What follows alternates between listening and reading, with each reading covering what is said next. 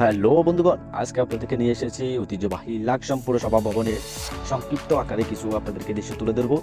কি কি আছে লাকসাম পৌরসভা ভবনে এবং সৌন্দর্য সবকিছু সংক্ষিপ্ত এই ভিডিওতে তুলে দেওয়ার চেষ্টা করব। সবাই ভিডিওটি শেষ পর্যন্ত দেখুন।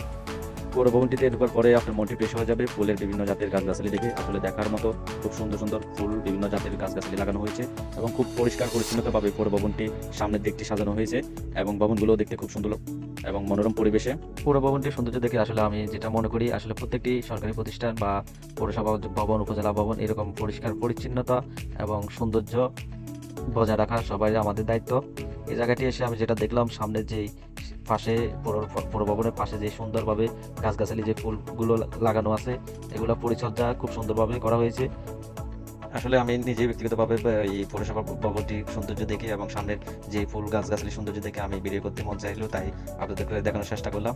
আপনাদেরকে এখন কিছু দেখানোর চেষ্টা করবো, সেটা হচ্ছে সামনে কিছু ফুল ফুটে রয়েছে। দেখেন খুব সুন্দর সুন্দর ফুল ফুটে রয়েছে। শীতকালে তো অনেকগুলো ফুল ফুটে, তার মধ্যে কিছু ফুল ফুটে রয়েছে। এখন অনেকগুলো গাছগাছালিতে ফুল আসে নাই, আশা করি পুরোপুরি শীতে আর কিছু ফুল ফুটবে।